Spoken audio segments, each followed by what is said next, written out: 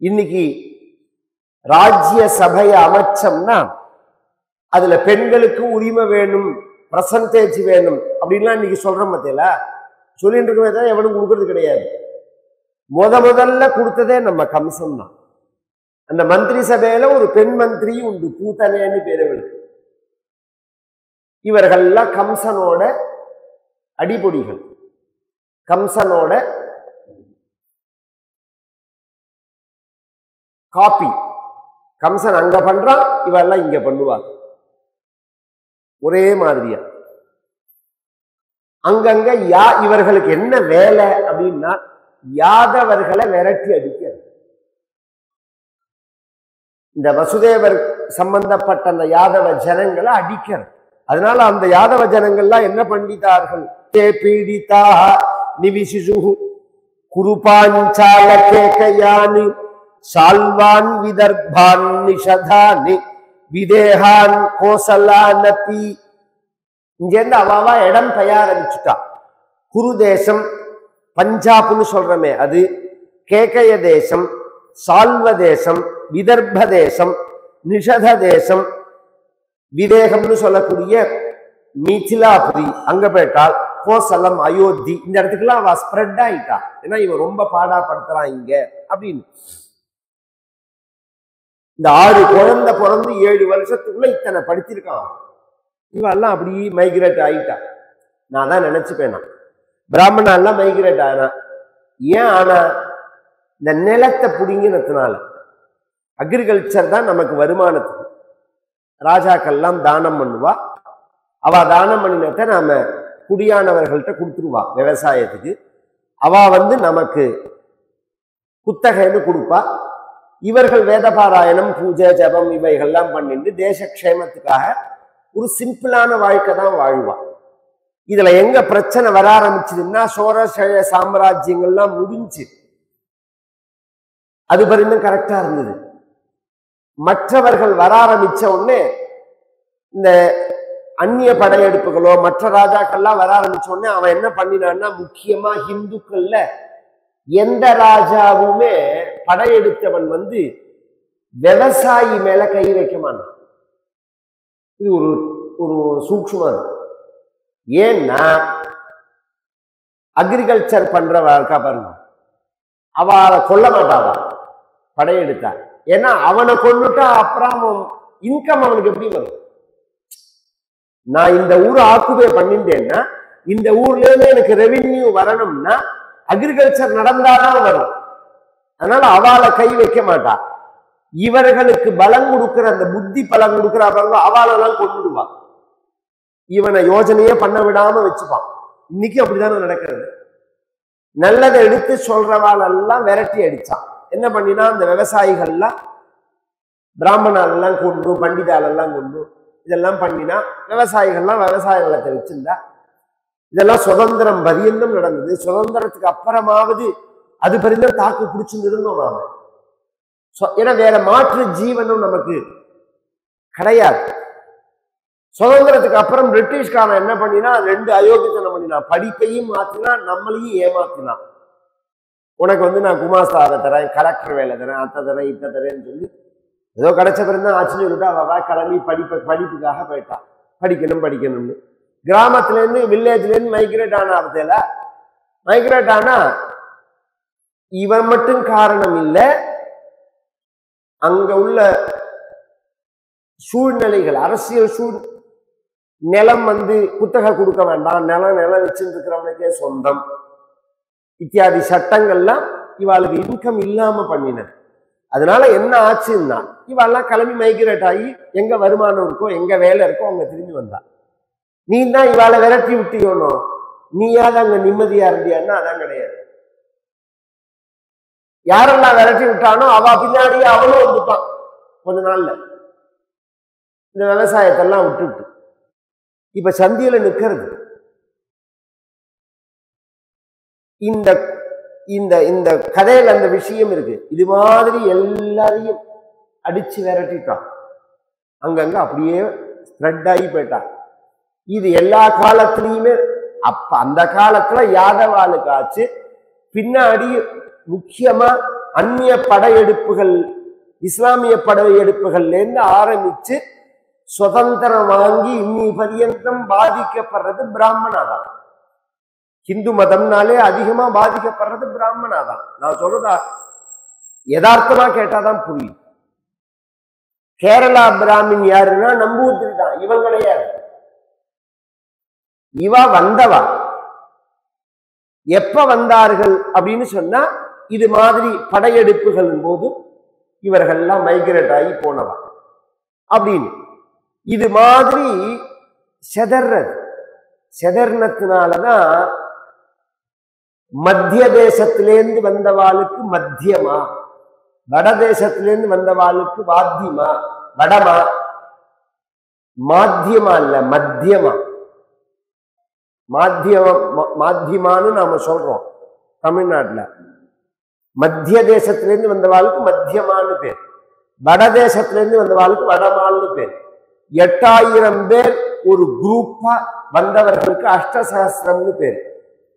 இதுல எங்கேன்னு கிளம்பினா, எங்க வந்தா, எங்க சந்தியில நின்னான்னு தெரியாதவாளுக்கு பிருகசரணம்னு பேர். இந்த பேரே அதனாலதான் வந்தது. இது ஒண்ணும் இது சாதாரண பெயர் இல்லை, காரண பெயர்.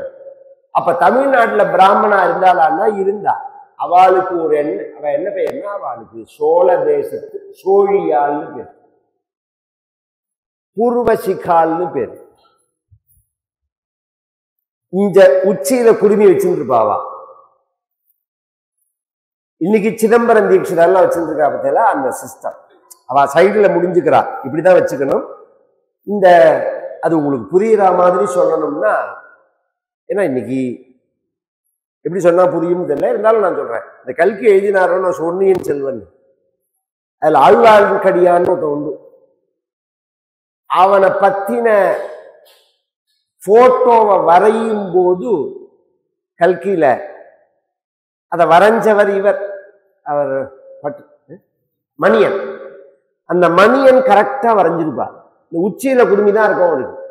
இந்த ஆழ்வார்க்கடியானுக்கு எங்க குடுமி இருக்குன்னா உச்சியில தான் இருக்கும். ஏன்னா அவளுக்கு பூர்வசிகால்னு பேர். இவர்கள்லாம் வந்தவர்கள். இத்தனை அளவுக்கு மைக்ரேட் ஆகிண்டே இருக்கு. அதுக்காக சொல்ல வரேன். இத இப்ப நான் ஏன் இவ்வளவு தூரம் பேசுறேன்னா, பாலபெரிவாளை பார்க்கறத ரொம்ப வருத்தப்படுறாங்க அந்த விஷயத்துல. இப்ப ஒரு பெரிவாளை செலக்ட் பண்ணிருக்காலும் சத்ய சந்திரசேகரேந்திர சரஸ்வதிகள். அவருக்கு சொந்த ஊர் எது? ஆந்திரா இல்ல. அதுக்குதான் சொல்ல வந்தேன். அவருக்கு வலங்கைமான் தான் சொந்த ஊர். தமிழ்நாட்டுல வலங்கைமான் அப்படின்னு ஒரு ஊர் இருக்கு, கும்பகோணம் ஜில்லால. அதுதான் அவளுக்கு சொந்த ஊர். இங்கேருந்து மைக்ரேட் ஆகி கோதாவரி கரைக்கு போய் ஒரு கிராமம் முழுக்க அவ இருக்கா. என்ன 4 வருஷம் முன்னாடியே மறைமுகமா என்கிட்ட சொன்னா பாலபிரிவா. நான் 3 இடத்துல யாத்திரையும் போது பார்த்தேன். ஓங்கோல்ல ஒரு தடவை பார்த்தேன், ஹைதராபாத்ல போய் ஒரு தடவை பார்த்தேன், விசாகப்பட்டினத்துல ஒரு தடவை போய் பார்த்தேன் பெரிவாளை. விசாகப்பட்டினத்துல பார்க்கும்போது ஒரு மீட்டிங், அன்றைக்குதான் பெரிவாளுக்கு விடை கொடுக்கிற மீட்டிங். அப்ப பெரிவாளோட சேர்ந்து கார்ல போறேன், ஒரே கார்ல. அப்போ ஒரு பண்டிதரை காமிச்சு, இவர் இங்க இருக்கார் கோதாவரி கரையில ஒரு கிராமம் சொல்லி, இவாள்லாம் பூர்வீகம் தமிழ்நாடு. இவாளுக்கெல்லாம் இவாளுடைய குலதெய்வம் வலங்கைமான் மாரியம்மன். இப்ப நமக்கு புதுசா வந்திருக்கிற பெரியவாளுக்கும் சொந்த ஊர் எதுன்னா தமிழ்நாடு தான், வலங்கைமான் தான், அந்த கிராமத்தை சேர்ந்தவர் தான். இது யாருக்காவது கண்டுபிடிக்க முடியுமா? இப்பயே அதெல்லாம் பண்ணிட்டு இருக்கா பெரியவா. பாலக்காடுல இருந்து குலதெய்வம் தெரியலன்னா சில கேள்விகள் கொஸ்டின் மாதிரி கேட்பா. கேட்டா உங்களோட குலதெய்வம் இதுதான்னு சொல்லுவான். அந்த சம்பிரதாயம் சிஸ்டம், அந்த சிஸ்டத்தை முழுக்க ஒழுங்குபடுத்தி, எனக்கு எந்த ஊருன்னு தெரியல, எந்த குலதெய்வம்னு தெரியலன்னா மடத்துக்கு போய் நம்ம மூதாதையர்கள் விவரத்தை சொன்னா அவ ஒரு கால்குலேஷன் பண்ணி வச்சிருக்கா. இதுதான் இந்த குலதெய்வமா இருக்கும். உங்களுக்கு ஜோசியங்கள்லாம் 2ஆம் பட்சம். அது வாச்சாமொழிச்சாயாவா. உங்களுக்கு அதிர்ஷ்டம் இருந்தா தெரியும், இல்லைன்னு வச்சுக்கோங்க தெரியாது. இப்ப நான் சொல்றது கரெக்டான சிஸ்டம், கரெக்டா சொல்றான். இத பண்ணுன்னு நான் தெரியவா. இந்த ரூட்டை மறக்க கூடாது. எல்லாரையும் திரும்பி நம்ம காவேரி கரைக்கே கொண்டு வரணும். காவேரி கல்லையிலேருந்து கிளம்பினவாளெல்லாம் காவேரி கரைக்கே கொண்டு வரணும். குழந்தைகளுக்கெல்லாம் அந்த பழக்கத்தை ஏற்படுத்தணும் அப்படின்னு அந்த ஞாபகம் வந்ததுனால இவ்வளவு நேரம் பேசிட்டேன். இல்லைன்னா இவ்வளவு விஸ்தாரமா இந்த இடத்த பேச மாட்டேன்னா, இந்த மைக்ரேட் ஆகிறதுனால எவ்வளவு பெரிய கலாச்சார இழப்புகள் நமக்கு அப்படிங்கிறத சொல்றதுக்காக யாதவர்கள்லாம் அங்கங்க போயிட்டான். 6 குழந்தையை கொண்டுட்டான். 7ஆவதா சப்தமோ வைஷ்ணவம் தாம யமனந்தம் பிரச்சக்ஷதே கர்ப்போ பபூவ தேவக்யா ஹர்ஷசோக விவர்தனஹ. 7ஆவதா ஆதிசேஷனே வரா. இந்த ராமாவதாரத்துல பொதுவா பகவான் அவதாரம் பண்ணினா பிரியாதவர்கள் சில பேர்கள். மகாலட்சுமி பிரிய மாட்டார், ஆதிசேஷன் பிரிய மாட்டார், சங்கு சக்கரம் பிரியாது. மற்ற அவதாரங்கள்லாம் அது அப்படியே வந்திருக்கு. ராமாவதாரத்துல சேஷோ லக்ஷ்மண உச்சியத்தே அப்படின்னு ராமாவதாரம். ஆதிசேஷன் தான் லக்ஷ்மணன் அப்படின்னு. இங்கேயே முன்னாடி வந்தார் அப்படின்னா ஆதிசேஷன் பகவானுடைய தாசர் தான், கைங்கரியம் பண்றவர் தான். கைங்கரியம் பண்ணணுங்கிறதுக்கு தான் அவர் வரதே. மகாலட்சுமி உள்பட பகவானுக்கு எல்லாருக்கும் பகவானுக்கு கீழே உள்ளவா தானே. அந்த ராமாயணத்துல ஒரு கிளாஷ் வந்துருக்கு ராமனுக்கும் லக்ஷ்மணனுக்கும் ஒரு கட்டத்துல.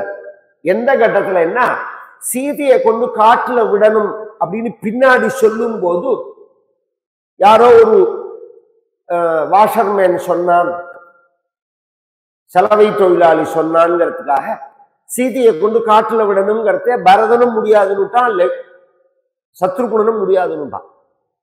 லக்ஷ்மணன் மட்டும்தான். இதை இன்னொருத்தர விட்டு செய்யறதுக்கு ராமருக்கு இஷ்டம் இல்லை. இது குடும்ப விவகாரம், செஞ்சா இவாளுக்குள்ளதான் அது செய்யணும், காது காது வச்சா மாதிரி. அதனால லக்ஷ்மணன் ஒத்தந்தான் மிச்சம். அவனை கூப்பிட்டு நேரடியா சொல்லாம மறைமுகமா அவன்கிட்ட வாக்கு வாங்கினார் பகவான். லக்ஷ்மணன் வந்தான். லக்ஷ்மணா அண்ணா எதுக்கு கூப்பிட்டேன்னா, லக்ஷ்மணனை கூப்பிட்டு அனுப்பிச்சார். வந்தான். எதுக்கு கூப்பிட்டேன்னா, உங்க அம்மா உன்னை எதற்காக பெற்றாள்? சில பேர் சில கேள்வி கேட்கறது அசடா இருந்தா எதுக்கு கேட்கறான்னு புரியாது. இந்த கால குழந்தைகளை கவனிச்சா தெரியும். தாத்தா நாளைக்கு நீ எங்க இருப்பேன்னு கேட்கு. நாளைக்கா நான் மெட்ராஸ் போறேன், பம்பாய் போறேன் அப்படின்னு தாத்தா உணர்வார். கெட்டிக்கார தாத்தாவா இருந்தா உனக்கு என்ன பண்ணணும்னு கேட்பேன். நாளைக்குன்னா நீ என்ன பண்ண போற, எதுக்கு நீ கேட்கற அப்படின்னு கேட்டா அப்புறம் சொல்லும், நாளைக்கு நான் வந்து ஸ்கூல்ல என்ன நீ கொண்டு விடணும், அதுக்காக கேட்டேன். என்ன நாளைக்கு என்ன ஸ்கூல்ல கொண்டு வரியான்னு நேரடியா கேட்காம நாளைக்கு நீ என்ன பண்ண போற அப்படின்னு கேட்டா இதுல எவ்வளவு சுத்தல் இருக்கு. அது மாதிரி லட்சுமணா உன்னை உங்க அம்மா பெற்றதே எதுக்குடான்னா, அவன் என்ன யதார்த்தமா சொன்னா, இது என்ன கேள்வி என்ன, நீங்க என்ன சொல்றீங்களோ அதை கேட்கறதுக்கு தான். அன்னைக்கு காட்டுக்கு கிளம்புறதேவே எங்க அம்மா அதான சொன்னார். சிருஷ்டஸ்துவம் வனவாசாய சுனுரக்த சுகுர்ஜனே வனவாசாயைவ சிருஷ்டா நது ராஜ்ய ரக்ஷனாய.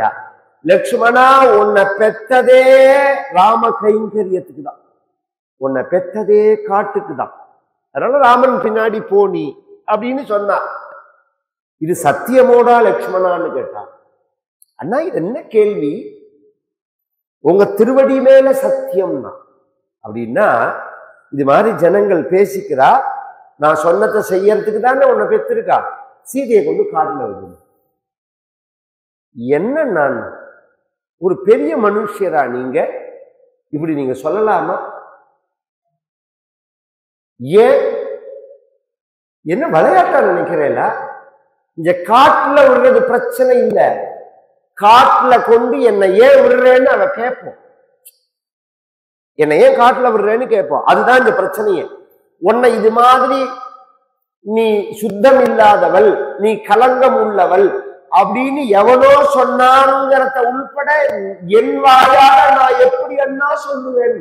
திக் திக் கஷ்டதரம் மமைவ புவனே நிர்ஜீவனம் ஜீவனம் மாத்ருத்ரோகமயத்ய கர்மணி முஹு ப்ராத்ரா நியுக்தோஸ்மியத் நீதாம் நிஷ்கருணம் மயா வனமிதம் நிஷ்கல்மஷாம் ஜானகீம் த்ராயத்வம் வனதேவதா இதி வதன் தீனோ நிவృத்தோ வனாத் திக் திக்.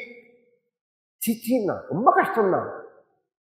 எங்க அம்மாவை பார்த்து நீ நடத்த சரியில்லாதவன்னு எவனோ சொன்னான்னு நான் எப்படின்னா சொல்லுவேன்?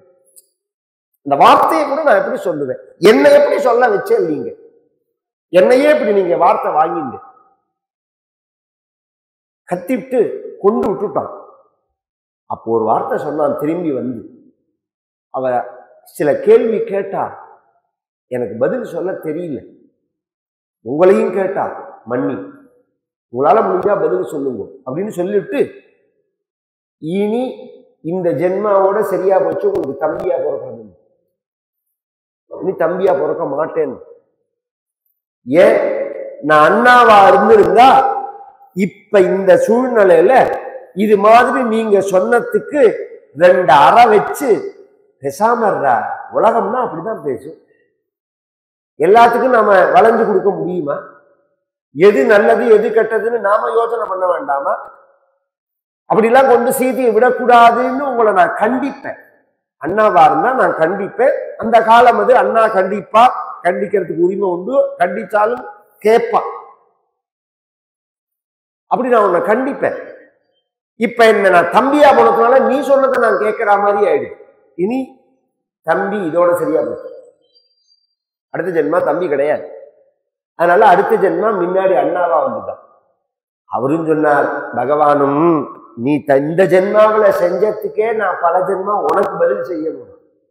காட்டுல பைய தூக்கின்னு என் பின்னாடி வந்ததுக்கு உனக்கு பல ஜென்மா நான் கைங்கரியம் பண்ணணும்னு கிருஷ்ணாவதாரத்துல மாடு மேய்க்கிற சமயத்துல மரத்தடியில பலராமரை படுத்துக்க சொல்லி அவர் 2 காலையும் தன் மடியில வச்சு புடிச்சு விடுவனாம் பகவான்.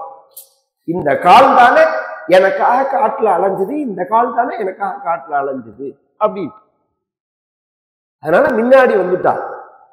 சேஷனா உள்ள, ஆதிசேஷனா உள்ள பகவான். பகவான் வைகுண்டத்துல தன்னோட சகோதரியான, பொதுவா அம்பாலும் பராசக்தியும் மகாவிஷ்ணுவும் சகோதரிகள். இது எல்லா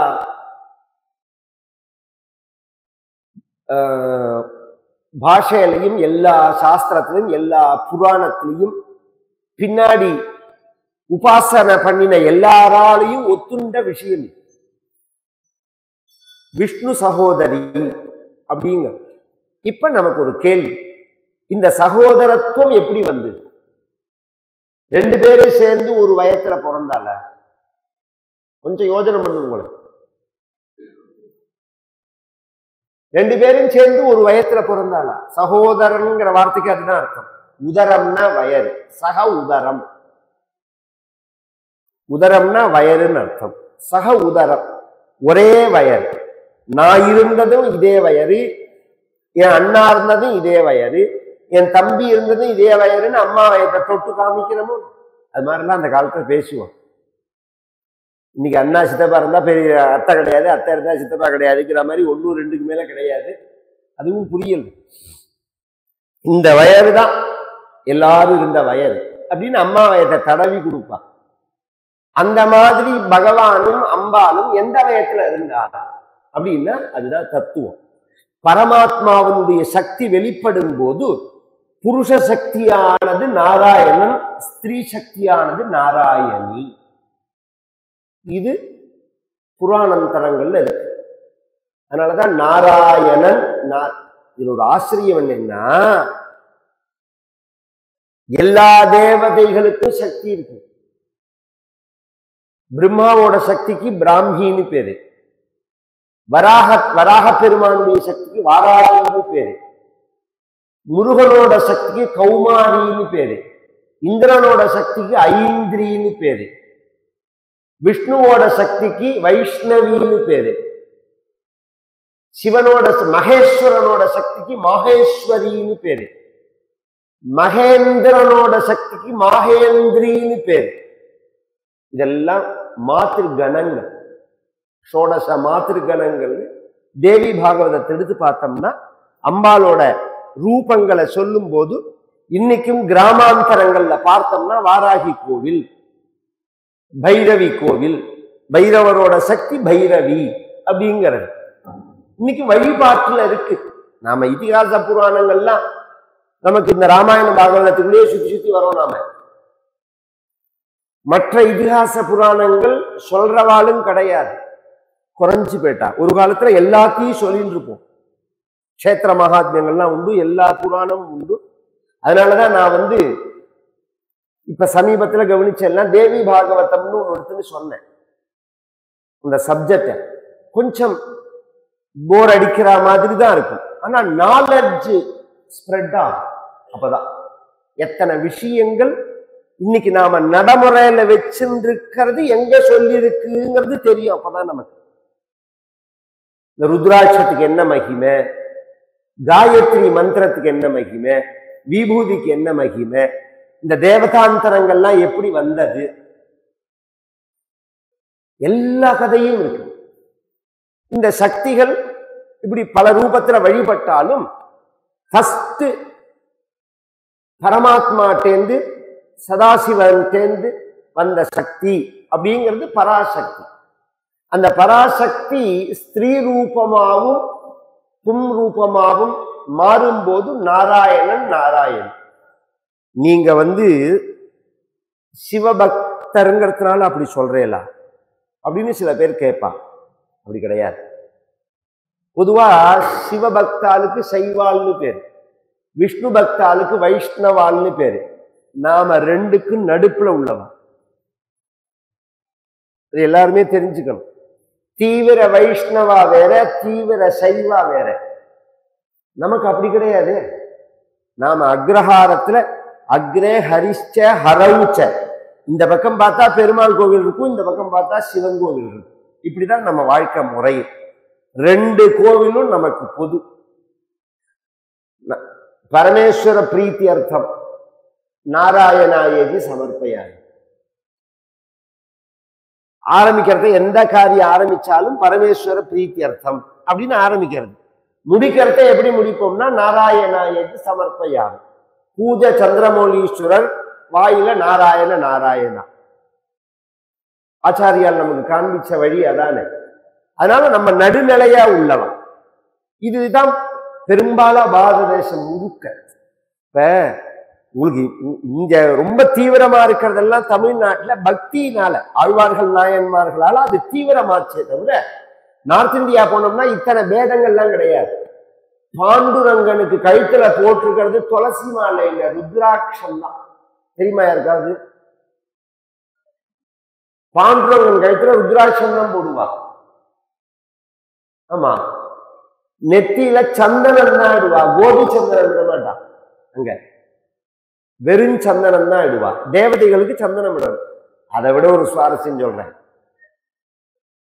தலையில சிவலிங்கம், பாண்டுரங்கன் தலையில பார்த்தேன்ல சிவலிங்கம் இருக்கு. மஸ்தகலிங்க ஸ்வரூபலிங்க ரூபாபங்க சஜ்ஜன சங்க யது குலத்திலக மன்மத ஜனக பதித பாவன தீன தயாலா விட்டலாயே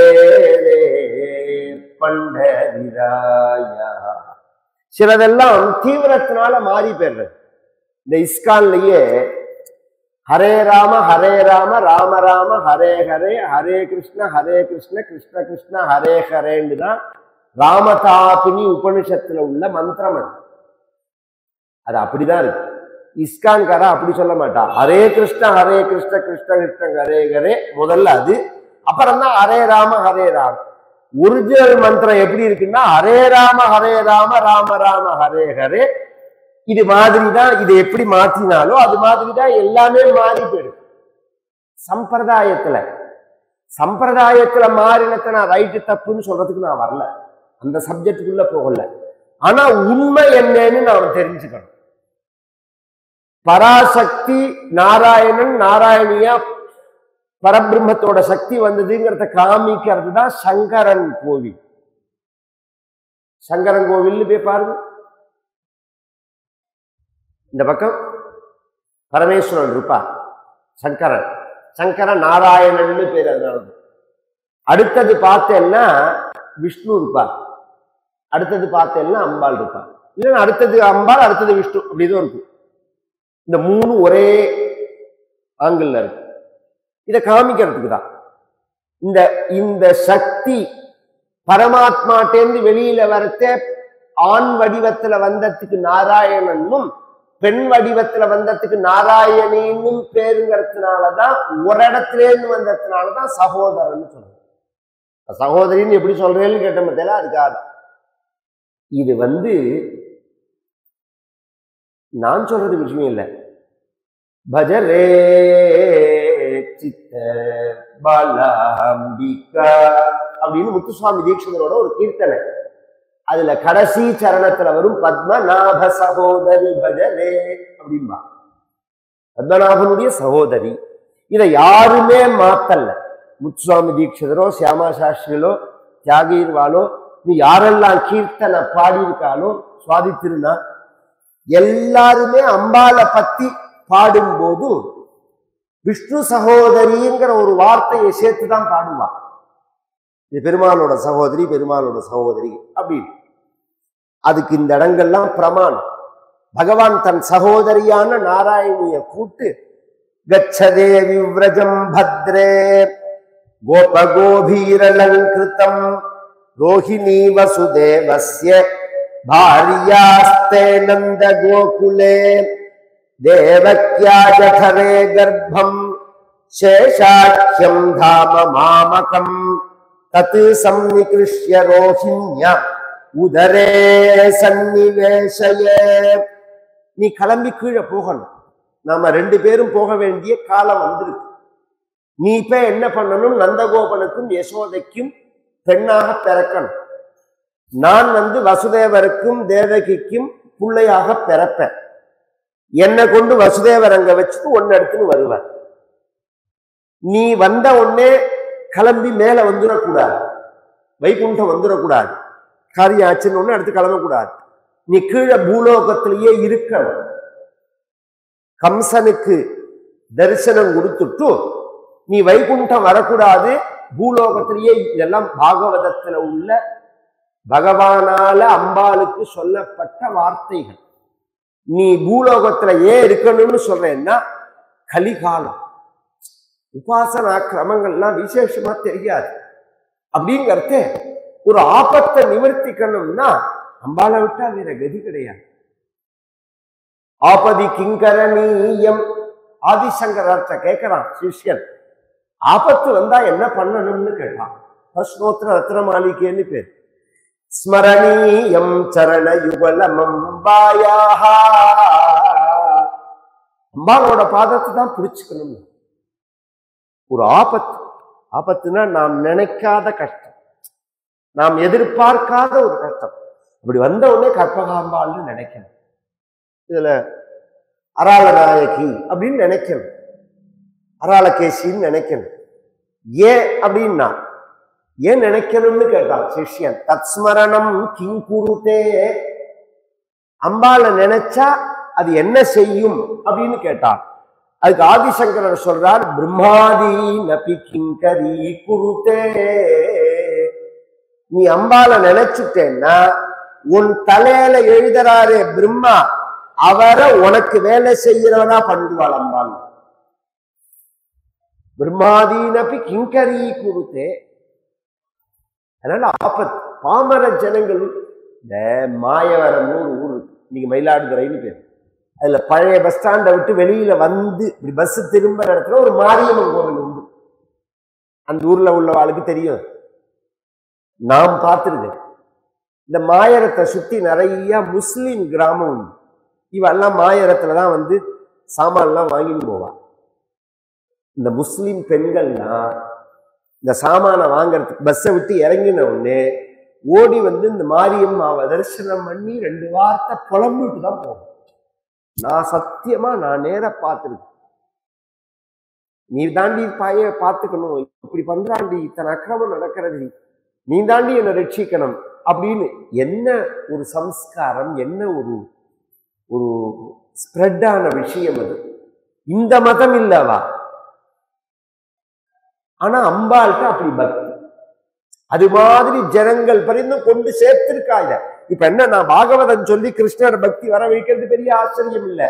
யாராவது தேவி பாகவதன் சொல்லிட்டு இருக்காளா என்ன? மேல்மருவத்தூர் எடுத்து பாருங்க, போயிட்டு வர முடியல.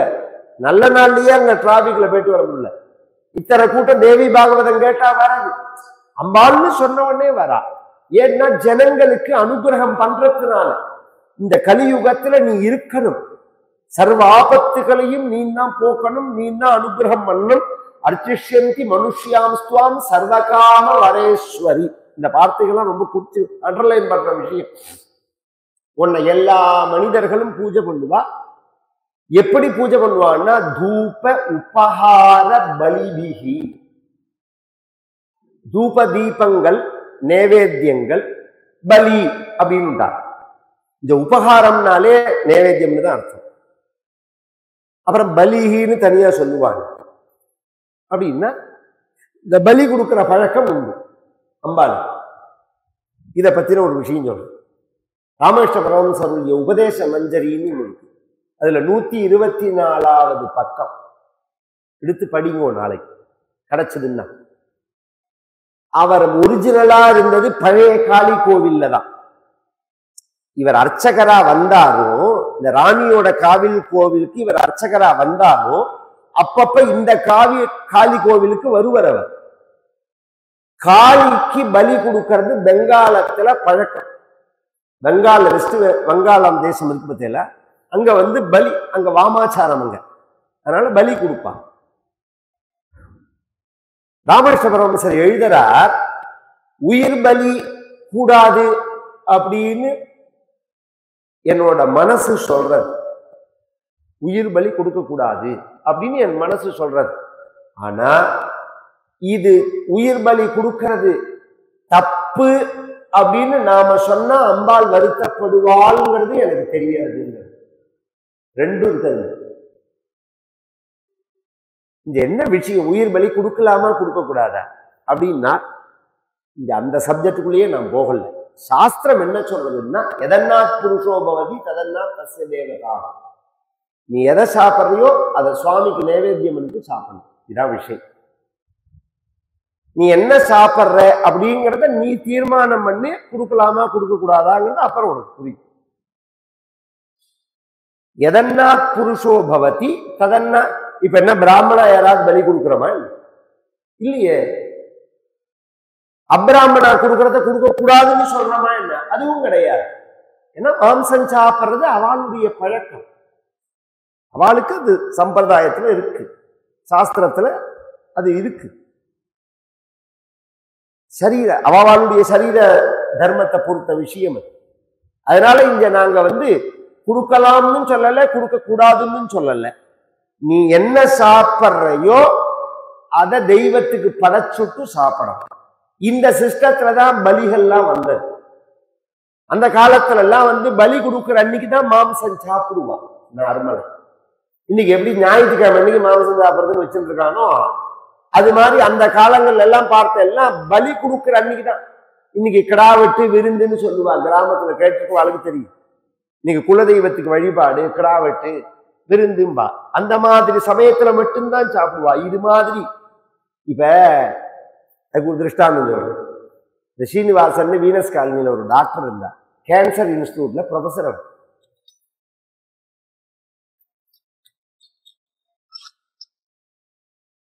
முடிகொண்டாங்காரர் கும்பகோணம் வெங்கட்ராமன் டாக்டரோட மாப்பிள்ளை. ஒரு சமயம் அவர்கிட்ட பேசும்போது, ஏன் மாமா கேன்சர் வருதுன்னு, ஏன் வராதுன்னு அவர். ஏன்னு கேட்டேன். முந்தி சிரார்த்தம்னா தான் வடை தட்டுவான், அப்ப 365 நாள் வடையை வச்சிருந்துருக்கலாம், கேன்சர் எப்படி வராம இருக்குன்னாரு. சிரார்த்தம்னா தான் வடை பண்ணுவா, அதிருஷ்டம் பண்ணுவா. கோகுலாஷ்டமின்னா தான் பக்ஷணம் பண்ணுவா, பொங்கல்னா தான் தனுர் மாசம்னா தான் பொங்கல்னா தான் பொங்கல் பண்ணுவா. காலங்காலத்தால எழுதுன்னு பொங்கலையும் வடையும் வச்சிருந்துங்கிறான். என்ன சுவாமி நேரத்தியமா பண்ணிட்டு இருக்கிறான். எப்படி இந்த வழக்கம் மாறினதோ அது மாதிரி மாம்சமும் மாறி போயிடுது. ரெகுலரா சாப்பிட்றது அப்படிங்கிறது அப்படி கிடையாது. ஒரு விசேஷமா அப்படிதான் சாப்பிடுவா. அதை இங்க சொல்றார். உபகார பலிபிகி சர்வகாம வரப்பிரதா. எந்த கிரமத்துல பூஜை பண்ணினாலும் அது வைதிக ஆச்சாரமா இருந்தாலும் சரி, வாமாச்சாரமா இருந்தாலும் சரி, எந்த கிரமத்துல பூஜை பண்ணினாலும் நீ அனுகிரகம் பண்றவர். அதுதான் ஆச்சரியம். ஒரு சின்ன ஒரு சம்பவத்தை மட்டும் சொல்லிட்டு போறேன். போஜராஜா ஒரு சபையில அவார்டு கொடுத்தான். அதுக்கு சபைக்கு ஜட்ஜா அம்பாளை கூப்பிட்டுருந்தான். அம்பாள்லாம் வருவான். உஜ்ஜைன் தேசத்துல அவ்வளவு பிரத்யக்ஷம் போஜராஜா. அம்பாள் வந்திருக்கா, போஜராஜா இருக்கா, காளிதாசன் இருக்கா, தண்டி அப்படிங்கிற கவி இருக்கா, இன்னும் பல பேர்கள்லாம் இருக்கா. இவர்களுக்கு மத்தியில போஜன் அம்பாளை பார்த்து கேட்கிறா, இங்க வந்திருக்கிற கவிஞர்களுக்குள்ள யார் சிரேஷ்டமானவர் அப்படின்னு கேட்டா, உயர்ந்தவர்னு கேட்டா. உடனே அதுக்கு அம்பாள் சொன்னால், கவிர்தண்டி கவிர்தண்டி கவிர்தண்டி நசம்சயா. தண்டின்னு வந்திருக்காரு, அவர்தான் கவி, அவர்தான் கவி. கவிதான் தண்டி, தண்டிதான் கவி, கவிதான் தண்டின்னு 3 தடவை சொன்னான். பக்கத்துல இருந்த காளிதாசன் தன்னை சொல்லுவார்னு நினைச்சான். அம்பாள் தன்னை சொல்லல அப்படின்னு உடனே ஒரு க்ஷணத்துல அவனுக்கு ஒரு கோபம் ரெண்டே கிஞ்சல்பசேன்னு கேட்டான். ஒரு கொச்சையான வார்த்தையை சொல்லி, என்ன உளர்ற அப்படின்னா, ஏன்னு கேட்டாள் அம்பா. நீ என்ன சொல்லாம அவனை எப்படி சொல்லலாம்னு கேட்டான். என்னை விட அவன் வசந்த கவிஞனா அப்படிங்கிற மாதிரி கேட்டான். அதுக்கு அம்பாள் சொன்னால், நீ கவிஞன்னு உன்னை சொல்ற, நான் உன்னை அப்படி பார்க்கல. கவிகளுக்குள்ள யார் உயர்ந்தவன்னு கேட்டான், தண்டின்னு சொன்னேன். நீ யாருன்னா தொமைவாகம் தொமைவாகம் தொமைவாகம் நசம் செய்யற. நான் தான் நீ, நீ தானா, நான் தான் நீ. ஆனாலும் நீ என்ன கொச்சையான வார்த்தைகளால சொன்னதுனால ஊமையா போடு சபிச்சுட்டான். அந்த வார்த்தைகள் எந்த அம்பாள் வாக்கு கொடுத்தாலோ அந்த அம்பாலே வாக்க புடிக்கிட்டான். அப்ப அந்த அம்பாளுடைய காலை பிடிச்சுன்னு ஒரு வார்த்தை சொன்னான். நான் சொன்னது தப்புதான், அதே சமயம் நீ என்ன சபிச்சதுனால நான் வருத்தப்பட மாட்டேன். ஏன்? பாத்தையவா பாத்தாலே ஸ்தாபயவா சகல புவன சாம்ராஜ்யே ஹே மாதா தவ பத யுகலம் நாகம் முஞ்சாமி நைவ முஞ்சாமி. என்ன நீ மலை உச்சியில கொண்டு வச்சு கொண்டாடினாலும் சரி, என்ன பாதாளத்துல புடிச்சு தள்ளினாலும் சரி, எனக்கு அதுல வருத்தம் வராது. ஏன் அப்படின்னா, நான் மட்டும் அங்க போக மாட்டேன். நீ என்ன எங்க தள்ளுறையோ அங்க நீயும் வரணும். உன் காலை இறுக்கி பிடிச்சுட்டு இருக்க, உன்னையும் பிடிச்சு இழுத்துன்னு போயிடுவேன்.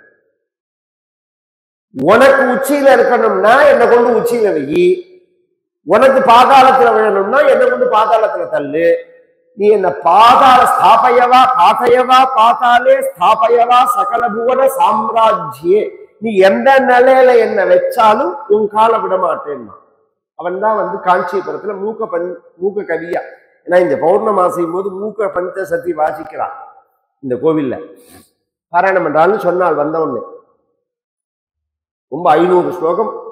எங்க தாத்தா தியான ஸ்லோகமே அதுதான். சியமாகாச்சன சந்திரிகா திரிபுவனே புண்ணியாத்மனா மானனே சீமா சூன்ய கவித்வ வருஷன் அப்படிதான் ஆரம்பிக்கும் தியான ஸ்லோகம்.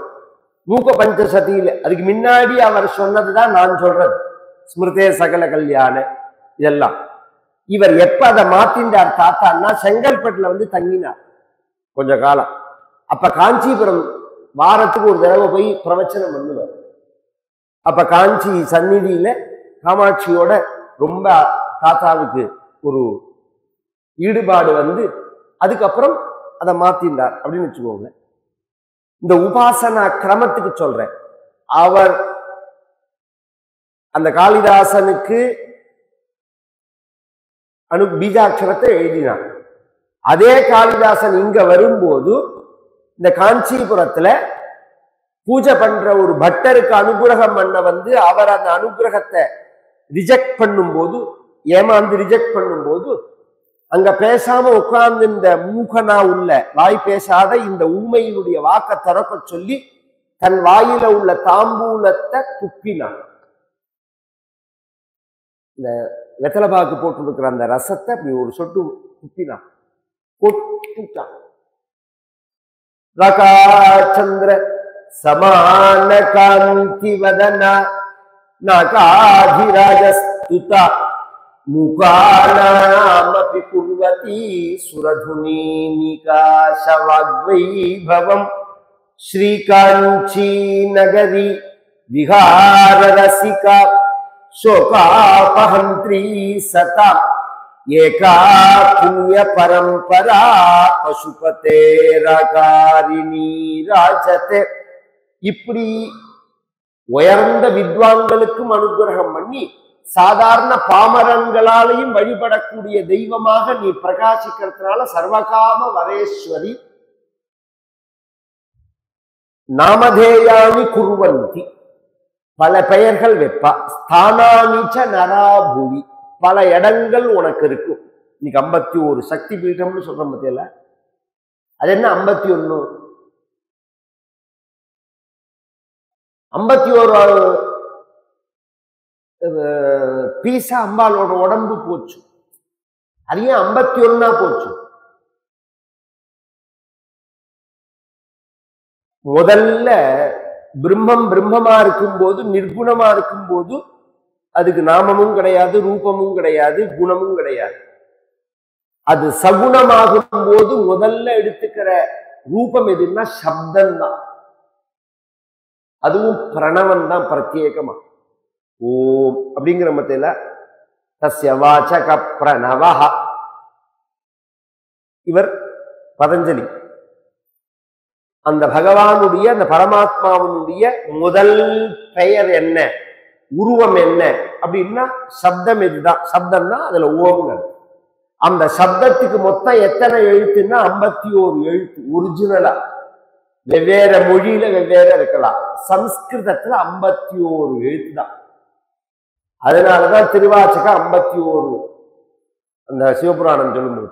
அதுலயும் சிதம்பரத்துல உள்ள நடராஜாவை கவனிச்சேன்னா, இதெல்லாம் நாலெட்ஜுக்காக சொல்லிட்டு போறேன். நடராஜாவை சுத்தி ஒரு திருவாசி இருக்கும். அந்த திருவாசியில இது மாதிரி மொட்டு மொட்டா வச்சிருப்பா பத்தியில. அது மொத்தம் எவ்வளவு இருக்கும்னா 51. சிதம்பரத்துல மட்டும் அப்படித்தான். ஏன்னா அந்த உடுக்கையிலிருந்தான சப்தம் வெளியில வந்தது. ஒரு பக்கம் சிருஷ்டி, ஒரு பக்கம் சப்தம் அப்படிங்கிறத ஐயூன்னு ரெல்லுக்கு ஏ ஓம் ஐ அவுட் அய வரன் இது மகேஸ்வராணி சூக்தானி அப்படின்னு சொல்லுவாங்க அந்த சப்தம். அதனால 51 சக்தி பீட்டங்கள், 51 எழுத்துங்கிறதுனால 51 சக்தி பீட்டங்கள். ஸ்தானானிச்ச நராபுவி, இது ஒண்ணு. என்னென்ன பெயர்கள் உனக்கு வைப்ப, நாமதேயானி குர்வந்தின்னு சொல்லிட்டு திருப்பி பகவான் பெயரையும் சொல்றான். பிறக்கிறதுக்கு முன்ன பிறந்துதான் பெயர் வைப்பா எல்லாரும். அம்பாளுக்கு பிறக்கிறதுக்கு முன்னாடியே பெயர் வச்சு பகவான் அனுப்புறான். துர்கேதி பத்ரகாளீதி விஜயா வைஷ்ணவீதி ச குமுதா சண்டிகா கிருஷ்ணா மாதவி கன்யகேதி ச மாயா நாராயணி ஈசானா சாரதேத்யம்பிகேதி ச. இத்தனை பெயர்கள் ஒண்ணு வச்சு பூஜை பண்ணுவார்கள்னு சொல்லி பகவான் நீ போறதே என்ன பண்ணணும்னா, இந்த தேவகியினுடைய வயத்துல 7வது கர்ப்பம் இருக்கு. இது 6 மாசம் ஆயிடுது. இது அப்படியே எடுத்து வசுதேவருக்கு இன்னொரு மனைவி இருக்கா, ரோஹிணின்னு பேரு. அவ கர்ப்பத்துல டிரான்ஸ்பர் பண்ணணும்னா இந்த கர்ப்ப டிரான்ஸ்பர் பண்ண முடியுங்கிறதே இந்த புராணத்துல தான் இருக்கு. கர்ப்பத்தை டிரான்ஸ்ஃபர் பண்ற டெக்னாலஜி இப்ப இருக்கு பத்தியில, இதெல்லாம் உண்டுன்னு சொல்லிட்டு போயிருக்கு. ஆனா நான் சொன்ன மாதிரி இது வரல. நீங்க ஒரு குறிப்பிட்ட 50-60 நாளைக்குள்ளதான் அதை பண்ண முடியும். இந்த 3 மாசத்துல இருந்து 6 மாசம்னு இருக்கு. 3 மாசத்துக்கு மேல அந்த கர்ப்பத்துல கையே வைக்க முடியாது. நீங்க அபார்ஷன் பண்ணினாலே உயிருக்கு ஆபத்து வரும்னு இருக்கு. ஆனா அப்ப டிரான்ஸ்ஃபர் பண்ணினா நீ அந்த கர்ப்பத்திலேருந்து அந்த குழந்தைய சங்கர்ஷணம் பண்ணினதுனால அந்த குழந்தைக்கு பேரே சங்கர்ஷணம்னு பேர். இத பகவான் சொல்றான். ராமன் அழகா இருக்கிறதுனால ராமன் பெயர் வரப்போறது. அப்படி எல்லாம் சொல்லி அம்பாள் அனுப்பிச்சுட்டா. 7வது கர்ப்பத்தை தூக்கி கொண்டு அம்பாள் வச்சுட்டா. அஹோ விஸ்ரம்சிதோ கர்ப்பாஹ இதி பௌராஹ விசுக்ருஷுஹு பகவானபி விஸ்வாத்மா பக்தாநாம பயங்கரஹ ஆவிவேஷாம் சபாவேன மன ஆனக பிந்துபேஹே. 7வது கர்ப்பம் கலஞ்சு போயிடுத்து அப்படின்னு எல்லாரும் ஜனங்கள்லாம் பேசிட்டு கம்சன் காதுக்கும் போச்சு. 6 குழந்தைய கொண்டுட்டான். 7வது கர்ப்பம் கலஞ்சு போயிடுத்து.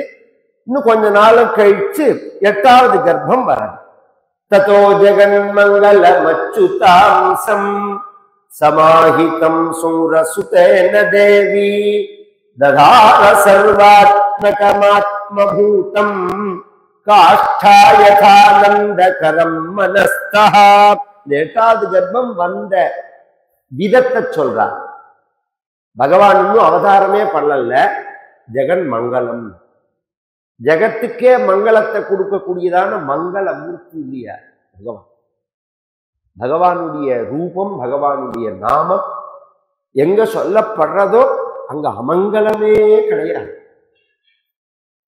சத்தியம் சத்தியம் புனசத்தியம். எத்தனை தடவை வியாசர் சொல்றார். இந்த அமங்கலமே ஏற்படாது பகவானை வழிபடுற இடத்துல, பகவானை பூஜை பண்ற இடத்துல, பகவானுடைய நாமம் சொல்ற இடத்துல. அதனால மங்கள ஸ்வரூபனான பகவான் வரான். ஜெகத்துக்கே மங்களம் வந்தாச்சு. அந்த கஷ்ட காலங்கள்லாம் வெடிஞ்சு போயிடும். அச்சுதாம்சம். இது நழுவாத கர்ப்பம். சுத்தம்னா நழுவறது. இந்த கர்ப்பம் நழுவாது. இது எப்படி வந்ததுன்னா சமாஹிதம். அதான் ஆச்சரிய வியாக்கியானம். வசுதேவர் தேவகி படுத்துன்னு இருக்கா. உலகத்துல கர்ப்பம் எப்படி ஏற்படும்? 99% ஆண் பெண் சேர்க்கையினால ஏற்படும். 1% வேற விதமா ஏற்படும் சாஸ்திரத்திலேயே இருக்கு. ஆணும் பெண்ணும் சேர்ந்தாதான் கர்ப்பம் ஏற்படணுங்கிறது கண்டிஷன் கிடையாது. ஆண் பெண் சேராமலேயே கர்ப்பம் ஏற்படும் அப்படிங்கிறது சாஸ்திரங்கள்ல சொல்லிருக்கு. இன்னைக்கு நடைமுறையில கொண்டு வந்திருக்காங்க. ஆனா ஆண் பெண்ணுன்னு 2 தேவைப்படுறது. சாஸ்திரம் அதையும் சொல்லல. பிரம்மா சிருஷ்டி பண்ண போது புருவத்திலேருந்து சிருஷ்டி பண்ணினார், உதட்டிலேருந்து சிருஷ்டி பண்ணினார், கன்னத்திலேருந்து சிருஷ்டி பண்ணினார், தோல்லேருந்து சிருஷ்டி பண்ணினார், தொடையிலேருந்து சிருஷ்டி பண்ணினார்ங்கிறதே தன்கிட்டேருந்தே உண்டாக்கினார்னு இருக்கு. இன்னொரு ஒன்னை எதிர்பார்க்காம தங்கிட்டேருந்தே உண்டாக்கினார்னு இருக்கு. அதை இன்னைக்கு குளோனிங்னு சொல்றா. என்னன்னு எனக்கு தெரியல. ஆனா இருக்கு, புராணங்கள்ல அது இருக்கு. இங்க வந்தது இது எதுலையுமே இல்லாத ஒரு வித்தியாசமான ஒரு விஷயம். எப்படின்னா, வசுதேவரும் தேவகியும் படுத்துன்னு இருக்கா. வசுதேவர் தூங்குறார், தேவகியும் தூங்குறா. தூக்கத்துல வசுதேவருக்கு ஒரு கனவு. கனவுல பகவான் வைகுண்ட ரூபத்தோட தரிசனம் தரான். திவ்யமயமான கிரீட்டம், மந்தஹாசம், கர்ணாந்த தீர்க்க நயனம், சங்கம் போன்றதான கழுத்து, மந்தார மாலை, வைஜெயந்தி மாலை, துளசி மாலை, சதுர்புஜம், சங்கம், சக்கரம், கதை, பத்மம், காஞ்சி, நூபுரம், முக்தாஹாரம், வைஜெயந்தி ஹாரம் இத்தியாதி வைகுண்ட லட்சணங்களோட பகவான் வசுதேவருக்கு முன்னாடி காட்சி கொடுத்து வசுதேவா வசுதேவா அப்படின்னு கூப்பிடுறார். ஏந்துக்குண்டா, தூக்கத்திலே ஏந்துக்கிறார். பகவான் நான் அவதாரம் பண்ண போறேன், நான் பூலோகத்துல அவதாரம் பண்ண போறேன் அப்படிங்கிறார். சுதேவருக்கு என்ன சொல்றதுன்னு புரியல. பெரியவாழ்கிட்ட மகான்கள்ட்ட எல்லாம் பழகின வாழ்க்கை தான் நாம சொல்றது புரியும். அப்படியே நம்ம அப்படியே பிரமிச்சு இருப்போம். நாம் அது மாதிரி நிற்கிறார் வசுதேவர். சிரிச்சின் பகவான் அந்தர்தானம் ஆயிட்டான். உடனே இவர் முழிப்பு வந்துருத்து வருது. உடனே தேவகி எழுப்பி எழுந்துன்னு ஆச்சரியமா ஒரு கனவு பார்த்தேன். என்ன கனவு? இது மாதிரி பகவான் வந்து அவதாரம் பண்ண போறேன்னு சொன்னான் என் கனவுல. பகவான் எப்படி இருந்தான் அப்படின்னா திவ்யமயமான கிரீடத்தோட, விஸ்திருத்தமான நெற்றியோட, வில் போல் வளைந்ததான புருவங்களோட, கண்ணு காது பரிந்தும் நீண்டதான கண்களோட, கண்ணாடி போல கண்ணங்களோட, முத்து போன்றதான பற்களோட, செவந்த உதடோட, அழகான கழுத்தோட, வைஜெயந்தி மாலை, மந்தார மாலை, துளசி மாலை, 4 கைகளோட, சங்கம் சக்கரம் கதை பத்மத்தோட, ஸ்ரீவத்சத்தோட, பீதாம்பரத்தோட, இப்படி சொல்ல சொல்ல சொல்ல அந்த வார்த்தையா காதுக்குள்ள போய் அதுவே கர்ப்பமாயிடுது. சமாஹிதம் சூர சுதேன தேவி.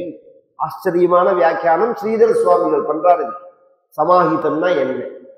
இப்படி கர்ப்பம் ஆகுமா? அடுத்த கேள்வி. கர்ப்பம் ஆகுமான்னா ஆகும். இங்க பொதுவா சப்தம்ங்கிறதும் ஒரு வேவ்ஸ் தானே.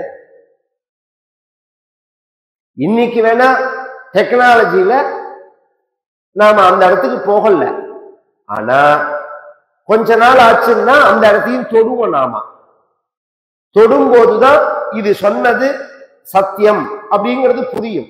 ஏன்னா சாஸ்திரங்கள்ல குரு வந்து சிஷ்யனுக்கு அனுகிரகம் பண்றத தீட்சைன்னு சொல்றது. தீட்சைனா என்ன? நான் அவர்கிட்ட தீட்சை வாங்கிட்டு இருக்கேன், இவர்கிட்ட தீட்சை வாங்கிட்டு இருக்கேன், இவர் எனக்கு தீட்சை கொடுத்திருக்கார், அவர் எனக்கு தீட்சை கொடுத்திருக்கார், எல்லாம் சரிதான். அப்படின்னா என்ன? என்னை கண்ணை மூடிக்க சொன்னார், அவருக்கு முன்னாடி நான் உட்கார்ந்துட்டேன், அவர் வந்து என் தலையில கைய வச்சார், இதெல்லாம் விஷயம் இல்லை. அங்க டிரான்ஸ்ஃபர் பண்றதுதான் விஷயம். இந்த சிருங்கேரி பெரியவா வரிசை இருக்கிறதுல இதுல இப்ப இருக்கிற மகா சன்னிதானத்துக்கு முன்னாடி இருந்தவர் மகா சன்னிதானம், அவருக்கு முன்னாடி இருந்தவருக்கு சந்திரசேகர பாரதி பெரியவாள்னு பேர். அதுக்கப்புறம் மகா சன்னிதானம், அப்புறம்தான் பாரதி தீர்த்தர். அந்த சந்திரசேகர பாரதி பெரியவாள் பூர்வாசிரமத்துல ஸ்ரீனிவாசன்கிற பெயர்ல இருந்த அந்த மகா சன்னிதானத்தை சந்நியாச ஆசிரமம் கொடுத்து ஸ்வீகரணம் பண்ணும் போது ஒரு விஷயம், பொதுவா நம்ம இப்ப பாலபெரிவா பண்ணினத்தை பார்த்துருப்பேன். அப்படியே அந்த இடம் அத்தனை வைப்ரேஷன். பக்கத்துல உட்கார்ந்துருந்தேன், கூப்பிட்டு நான் கூட கூட்டமா இருக்கும் அப்புறம் போய் தரிசனம் பண்ணலாம்னு ஒரு முட்டாள்தனமா நினைச்சிட்டேன். முத நாள் மத்தியானம் பெரியவா சொல்லி அனுப்புறா, தீட்சிதரை வந்துட சொல்லு கார்த்தால அப்படின்னு. இத்தனை வேலைக்கு மத்தியில கார்த்தால, அதனால 3 மணிக்கே போயிட்டோங்க காஞ்சிபுரம் கோவிலுக்கு. பெரியவாளுக்கு பக்கத்துல தீட்சை கொடுக்கறது. அப்படி கைய வைக்கிறாளோ, இது அந்த சந்நியாச மந்திரங்களை சொல்லும் போது அங்க நமக்கு சிருங்கேரியில ஒரு விஷயம் என்னன்னா, இதுக்கப்புறம் சில மந்திர உபதேசங்கள்லாம் பண்ணுவா. மகாகணபதி, அம்பாலோடது, ஸ்ரீவித்ய, நிருசிம்ம மந்திரம் உபதேசம் பண்ணுவா. அப்படி நிருசிம்ம மந்திர உபதேசம் பண்ணும் போது அந்த தியானத்தை சொல்ல சொல்ல இப்படி கைய வைக்க போன ஆச்சாரியால் எடுத்துட்டா கைய. மகா சந்நிதானம் சந்திரசேகர பாரதி பெரியவாள் சொல்றத கண்ணை மூடிந்து அந்த ஸ்லோகத்தினுடைய அர்த்தானுசந்தானத்தோட நிருசிம்ம பகவானை எப்படி வர்ணிச்சிருக்கோ அதை தியானம் பண்ணிட்டு திரும்பி வாயால சொல்றார். அதுக்கு நைவேத்தியங்கள்லாம் பண்ணணும், உபகாரங்கள்லாம். லம்சம் பிருத்திவியாத்மனே கந்தம் சமர்ப்பயாமி, ஆகாசாத்மனே, இப்படி எல்லாம் வெறுமனை சொல்லாம உண்மையாவே பகவானுக்கு சந்தனம் தடவரா மாதிரி, புஷ்பம் போடுறா மாதிரி நிறைய முந்திரி பருப்பு, திராட்சை, நெய்யெல்லாம் விட்டு சக்கரை பொங்கல் எடுத்து நிருசிம்ம பகவான் வாயில ஊற்றா மாதிரி இவர் நினைக்கிறார். பேசாம இருந்தா சந்திரசேகர பெரியவா. எல்லாம் முடிஞ்ச உடனே இப்படி நீ செஞ்சையான்னு கேட்டார். ஆமா, நான் பார்த்தேன், ஒன்ன பார்க்கல, நிருசிம்ம பகவான் அப்படி உட்காந்து சக்கரை பொங்கல் சாப்பிடறத நான் பார்த்தேன். இவர் உள்ளுக்குள்ள நினைச்சதை வெளியில சொல்றா. சந்திரசேகர பாரதி தெரியவா, நான் அந்த இடத்துல ஒன்ன பார்க்கல, நிருசிம்ம பகவான பார்த்தேன். இதுக்குதான் தீட்சைன்னு பேரு. இப்படி பகவான கொடுக்கிற சக்தி உள்ளவா கொடுக்கறதுக்கு தான் தீட்சைன்னு. போறவன் வரவெல்லாம் குருஜியன், போறவன் வரவெல்லாம் ஆச்சாரியன் ஆயிடுவான. இது மாதிரி அனுகிரகம் பண்றதே அப்படி பகவானையே தூக்கி கொடுக்கணும். குரார்ணவம் அப்படிங்கிற அந்த மந்திர சாஸ்திரத்துல சொல்லும் போது பார்வதிக்கு சிவபெருமான் உபதேசம் பண்றார். அதுல 3 வகையான தீட்சைய அதுலதான் சொல்றார். ஆச்சா பார்வதிக்கு ஸ்பரிச தீட்சை,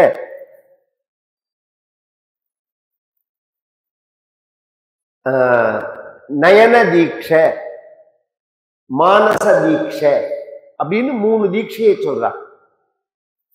அதுல மந்திர தீட்சைன்னு சொல்ற மத்தியில நயன தீட்சை கண்ணால பார்க்கறது, ஸ்பரிச தீட்சைன்னா கையால தொடுறது, மானச தீட்சைன்னா அதுக்கு 2 விதமா அர்த்தம் சொல்லலாம். மனசுனால வாயை திறக்காமையும் டிரான்ஸ்பர் பண்ண முடியும். அந்த மந்திரத்தை சொல்லும் போது மந்திர வழியாவும் அந்த பகவத் ஸ்வரூபத்தை டிரான்ஸ்பர் பண்ண முடியும். நான் சொல்றதை கவனிச்சு கேட்கணும். இதெல்லாம் உண்மைதான் டெக்னாலஜில வரும். அந்த சப்தம் மூலமா டிரான்ஸ்பர் ஆயிடும். இன்னைக்கு டெக்னாலஜில எத்தனையோ பாக்குறோமே, சப்தம் மூலமா மெசேஜ் எல்லாம் டிரான்ஸ்பர் ஆகுது. எப்படி டிரான்ஸ்பர் ஆகுது? எழுத்துக்கள்லாம் எப்படி வருது? அது மாதிரி சிஷ்யனுக்கு டிரான்ஸ்பர் பண்ணும் போது அந்த ரூபம் சப்தம் மூலமா ரூபத்தை டிரான்ஸ்பர் பண்ண முடியும், பகவான டிரான்ஸ்பர் பண்ண முடியும்.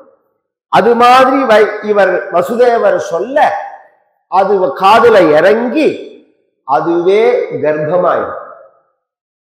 சமா ஜகன்மங்கலம் அச்சுதாம்சம் சமாஹிதம் சூரசுதேன தேவி ததார சர்வாத்மகமாத்மபூதம் காஷ்டாயதானந்தகரம் மனஸ்தா.